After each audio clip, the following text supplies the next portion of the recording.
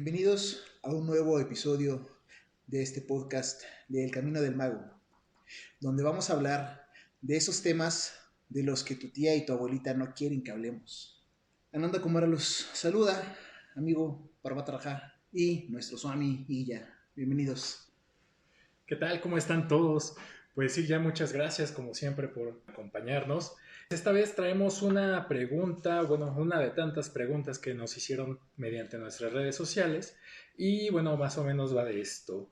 Nos comentan que en episodios anteriores que la magia siempre sería negra y que nosotros seguimos la magia blanca y ahí detectaron alguna incongruencia tal vez. ¿Nos puedes explicar esto? Sí, claro. Mira, si ustedes recuerdan bien en este episodio pasado, yo decía que la magia tiene tres caminos: la magia, la hechicería y la brujería. La brujería, como magia, siempre es negra. El camino de los iniciados es una forma de magia, y esta es una magia blanca pura, o podemos también decirle una magia de luz. La enseñanza está realmente preparada para los no adeptos, y sobre todo para los adeptos oscuros que sin escrúpulos solo van a entender la vestidura de la enseñanza, mas no la esencia. Esto es importante. Muchos que escuchen esto ahora se van a enojar porque tal vez no entiendan, porque tal vez digan, yo entenderé. Pues si estás preparado para ser un iniciado, lo entenderás. No te enojarás, pero tal vez después sí, y aún así está bien. Por lo tanto, les voy a decir a los que no les encuadre estas palabras, hasta la vista, va, y quiten este podcast y vayan a ver algún otro. Esto es un seguro de vida para mí y para ustedes y para la enseñanza misma, porque solamente la mayoría entenderá la vestidura, mas no la esencia. Y con esto me avalo para dar estas pláticas. Entonces, esta magia trae como ya dijiste, trae su propio seguro. Me parece increíble. Aquí hay algo que me llama mucho la atención, porque en días pasados una persona un tanto cercana, tomando esto que nos comenta de hechicería, brujería y magia, dependiendo de los elementos y bueno, de muchas cosas obviamente. Una persona de estos que trabajan con huesos y sangre y ya sabe, que hacen sacrificios y esas cosas, me decía que también estaba metiendo al maestro Saint Germain. Estamos hablando aquí de cosas que no se llevan. Allá afuera en la calle, la gente va a hablar de todo lo que hay y de lo que es atractivo y puede atraer y vender. Y si puedo yo mezclar a algún maestro ascendido con rituales paganos, puede ser un método atractivo, como tratar de identificar algún santo religioso con algún otro ser. Esto siempre es ocupado, por un lado, como un seguro de ellos, por otro lado, como un resguardo, componer las cosas para ser atractivo. Entonces era algo similar a lo que hicieron los españoles cuando llegaron a evangelizar, ¿cierto? Claro, esto parte desde la misma esencia de la iglesia, en donde ocupan un lugar de adoración del pueblo conquistado y sobreponen una imagen que les puede empatar para atraer a estos futuros adeptos a su religión. Entonces, de alguna manera, para alguna persona podría ser muy fácil no solo confundirlo, sino llevarlo a esta parte oscura, ¿no? Claro, es muy fácil mezclar la enseñanza con rituales, por ejemplo, de la mexicaneidad y tratar de meter ahí junto con Quetzalcóatl a Saint Germain. Pues con esto estoy atrayendo a dos áreas diferentes a un mismo punto, y esto es prostituir la verdadera enseñanza de luz. Ahí sí, literalmente están ampliando el mercado. Dual es el poder de la magia, tenemos que aclarar. Y por lo mismo, nada es más fácil que se degenere en hechicería, para lo que basta tan solo un mal pensamiento. Quiero decirles que puede ser beneficiosa la magia práctica, la verdadera enseñanza del iniciado, el fruto del árbol de la vida del conocimiento, de ese que develó algún día la serpiente que luego se le llamó Malévola por entregarle la manzana del conocimiento a Eva, que no correspondía porque era una fémina y por lo tanto no debería de tener el conocimiento, y ella a su vez posteriormente entregársela al hombre. Pregunto, ¿por qué satanizar a la serpiente que le entregó el conocimiento a la humanidad a través de la mujer. El principio básico del proceso patriarcal y derrotar y convertir a la imagen femenina en la oscura tentación del hombre. Y aparte, es algo divino lo que se le está dando. Entonces, estamos hablando de que desde ahí nos están pintando de que es algo malo. Entonces Dios no quería que el hombre tuviera el conocimiento de la verdad, el conocimiento de por qué y del cómo. O sea, Dios sería un cruel o sería la iglesia que la promovió. Entonces, ¿quién hizo más mal o qué hizo bien? ¿La serpiente del árbol de la vida y el conocimiento hizo mal? ¿O le debemos a esta serpiente que ahora podamos pensar e incluso llegar al espacio y conocer la física cuántica? Podemos hablar un poco, bueno, seguramente nos lo va a prometer para un siguiente episodio y espero que así sea. Podemos ahondar un poquito más en esto de, suena como las bases del bien y el mal, que nos dicen que es el mismo polo de la misma cosa, pero tal vez lo podemos Pues tomar. mira, el árbol del conocimiento tiene sus verdaderas y fuertes y profundas raíces y por sí mismas llenas de riesgos y peligros, sobre todo para el estudiante que no ha sido guiado debidamente. Como un buscador truculento, no podrá abrir este árbol sin las claves necesarias. La unidad absoluta, la piedra filosofal, la piedra clave, es la suprema y final razón de todas las cosas. En esto está la verdad que se fundamenta en el conocimiento del cosmos y realmente de todos los misterios, y quien lo conoce, a éste le será fácil comprobar que tanto la cosmogonía como la teogonía tienen por raíz una ley fundamental. Dios en la naturaleza y la naturaleza en Dios. Esta es una ley eterna y solo puede hallarse correcta expresión en aquellos puras y trascendentales matemáticas de Platón y especialmente en las aplicaciones de la geometría. Eso que últimamente está muy de moda también. Bueno, tiene de moda como unos miles de años, pero la geometría sagrada es algo que ya todo el mundo está queriendo abarcar.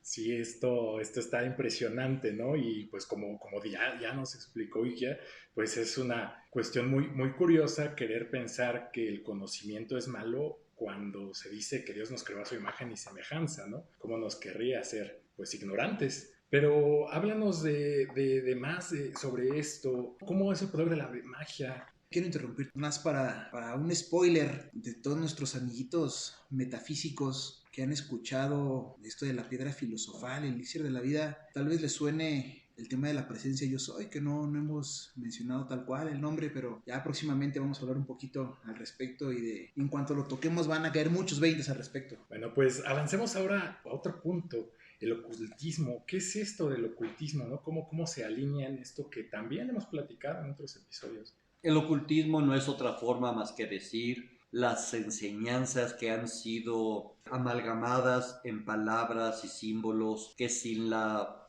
fórmula de cómo traducirlos quedarán velados para la gran mayoría. Esto es el ocultismo. El verdadero ocultista está preso de lesa humanidad. Si se atreviera a derribar súbitamente las viejas divinidades de las religiones, sobre todo de la religión base. Esto es algo que el llamado ocultista piensa, pero esto son proyectos de la Edad Media. Vivimos en el siglo XXI, en el donde no solamente se busca el despertar de la conciencia, sino en donde ya estamos inmersos en un mar de conocimientos, de ciencias, de descubrimientos, en donde diariamente se ponen en su lugar aquellas parábolas oscuras y situaciones ocultas en los escritos que ahora ya la misma ciencia, la física, como decía yo en pláticas pasadas, la ciencia está ahorita muy ensimismada en tratar de comprender la materia oscura, cuando desde un principio en los Vedas y en los libros ocultos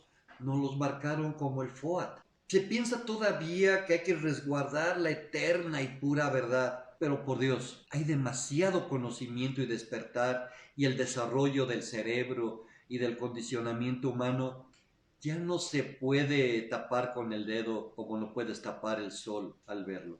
Sepa el adepto, el verdadero adepto de la enseñanza, si hablamos del ocultismo, por ejemplo, cuando hablan de las tres matres, o sea, las tres madres del Sefer Yetzirah. Estas son una misma cosa que ahora entendemos como ciencia. Y en la ciencia, estas no son divinidades infernales como se les quiso hacer entender, sino que son, ríete, la luz, el calor y la electricidad.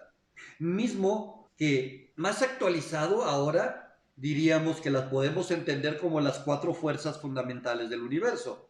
El electromagnetismo, la fuerza débil, la fuerza grande, que se pueden reunir estas dos en una sola y se componen como una energía cuántica y atómica, que es la materia en sí. Y tendríamos además la fuerza gravitatoria. Estas son las 3 madres que pasaron de ser ocultas a ser conocidas y estudiadas en la ciencia. ¿En base a qué? A la necesidad de entender la entropía del universo. Las 3 madres son el símbolo de estos agentes creadores que tienen lugar en el moderno sistema de la correlación de fuerzas. ¿Ven cómo los misterios se están develando? ¿Qué quieren ocultar los llamados ocultistas?